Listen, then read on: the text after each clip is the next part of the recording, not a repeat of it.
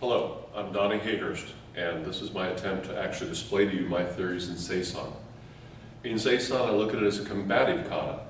It is not a kata of civil self-defense application.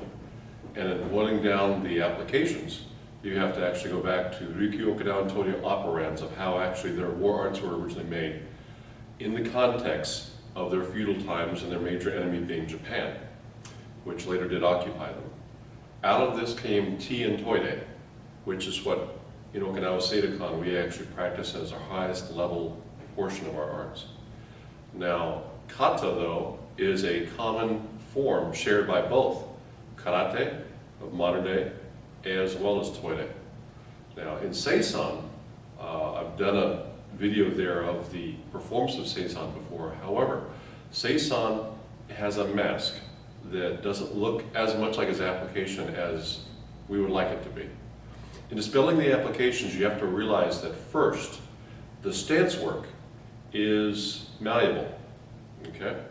What I mean by that is that when you do a shikodachi or you do a zenkutsu dachi, put yourself in the context. If you're actually knife fighting, all right, the last thing you want to do is stick your leg out there in front of yourself for your opponent to cut. You keep your feet underneath your shoulders, all right, and you stay very, very mobile, not static. So stances were a way to go ahead and relate a concept of where to move. All right, that's the major thing about stances. A shikodachi will actually, moving forward, will take you on a diagonal movement which you apply tai sabaki, change body to. Now, in an example, in Seisan, just the stance work, forgetting the formal bows, the very first move of Seisan comes to that shikodachi right here. Then it moves to zenkutsu dachi, then steps through to another shikodachi, then a zenkutsu dachi, and so on and so forth. You have to look at when you divide up techniques, the beginning and the end of a technique, and what's keying that. The end of a technique is keyed by a zenkutsu dachi, a forward stance in Seisan.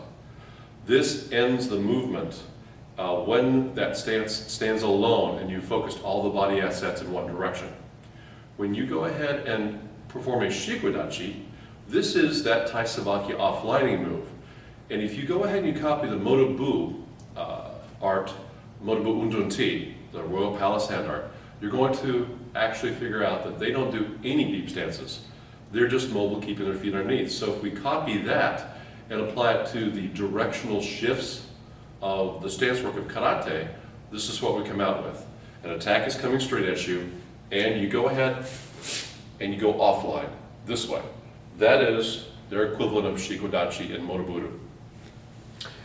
This brings to light that stances are malleable and that the foundation needs to be altered to be combative. Combative stance work is not long stances, all right? You've got to go ahead and look at, again, being mobile, as well as now what's happening upstairs and directional shifts. When I performed the off-lining movement of tai sabaki, I kept my center line directly on where my imaginary opponent was. I didn't go off this way and point this way. I went off here, and I kept myself pointed at where my opponent's center line would relatively be. Whether I have his appendage or I'm going to go ahead and attack him directly, I'm going through that center line. And this is very, very important in Okinawan karate and Tode practice. So interpreting stance work from the very first movements of Seisan, starting from what is considered the ready stance position, okay, Hisokudachi, we perform a block and a punch, okay? And then we perform another block. All right, very, very simple. It's here, boom, boom. Now, what that interprets as a person is not punching, Tode was actually a grappling art. That is its primary bias of the feudal times. You would actually enter into your opponent, okay, the attack entry not being necessarily a punch, but regardless, you would practice it from a wrist grab. So as in the kata, when we offer our hands forward, it's take my wrist. So as they take the wrist on the same hand grab, you're going to go up, you're going to re-grab, put your punch underneath the elbow, and as hitikite, the taking hand comes back to the hip, this comes up and breaks the elbow. That is the very first application of mine. for Seisan kata. The second application is a reciprocal of the first. As we come here, here, and here, then we step through. That's the beginning of the next kata, of the next technique. So from there, you're looking at the reciprocal version being from here to here and here. Exactly on the other side, somebody grabs our wrist, same hand grab. We take it up, we take it aside, re-grip, put our arm underneath, and then we break the elbow as we lower it down. The third technique in Seisan then switches to a cross hand grab. This is an attack entry matrix that you go same hand grab, cross hand grab to the left, then cross hand grab to the right for the next following technique.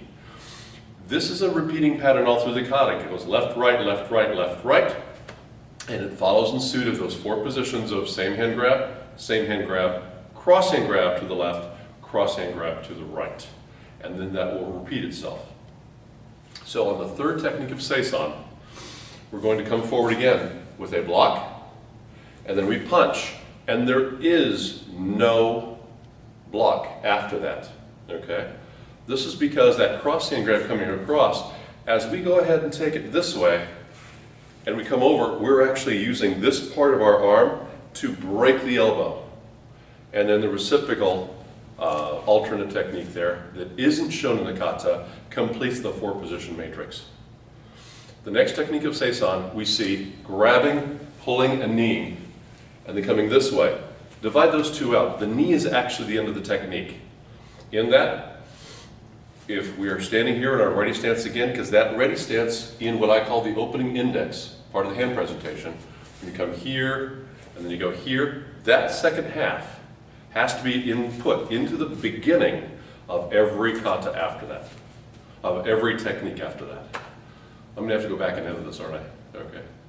So, when you're looking at the ready stance begins the technique, it is a setup for the entry, the control, and the dispatch ends the technique. Well, the dispatch in the knee technique starts from here. Somebody cross hand grabs to the right hand. I re-grip that hand. I grab the shoulder.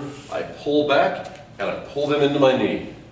Now, that knee could go to the floating ribs, but it's unusual that the legs would go above the belt unless we're pulling them down, as in this case.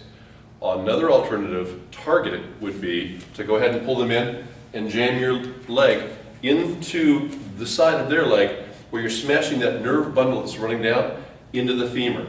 So you smash that against the femur, it's incredible pain and very debilitating. The next technique that is after that will turn, okay? And turns are not for turn's sake, turns are for redirection, okay? Redirecting an opponent you've already grabbed. So a technique doesn't end before a turn and pick up after the turn. The turn is an integral part of the control phase of a technique. That control phase is very, very important in how you're going to redirect energy in the body and then put them somewhere else and or cause a break that they cannot get from behind in the power curve. Your objective is always to lead the power curve and they're trailing in combat. Now, in civil self-defense, like techniques used in Aikido, your opponent tries to stay, you have that lead and lag, but you don't lead so far that you end up breaking the joint, as the next technique in Seisan does after the knee. So, from here, the kata shows from here, after the knee comes down, it comes up here, turns, and then does this. That is the beginning and the end of the technique. So from here to here, and then turn and down. Taking the symbolicness out of those movements and understanding the footwork is still staying underneath your feet, under your shoulders, you're going to go ahead and capture an incoming punch, or do a hand transfer is how I like to put it. All wrist grabbing can be transferred to atemi striking later on, and we'll talk about that later.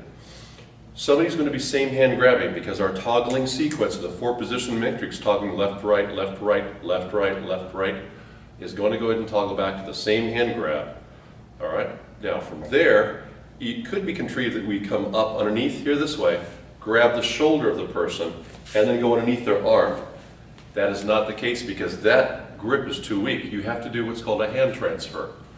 A hand transfer will go ahead and it will take the hand across the body, you grip, you slip out through the thumb there, then you re-grip the hand here at the fingers, then you position up here. Now, as you step forward and as you're coming through, you already break the radius over the ulna, and it's going to be insult to injury as you step through here, and then dislodge the shoulder by putting down.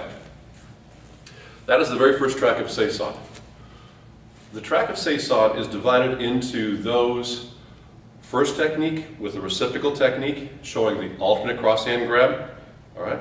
Then showing a knee, and then a turn under. So a total of 5 techniques on the first track and all the principles that they convey are going to be reordered and pick and choose what elements you put in to make combinations from there on in the next, and we'll talk about that in another video. This concludes this video of Seisan Bukai of Matsumura no Seisan by Donnie Hears of Okinawan Seidokan System. Thank you very much. Have a good day.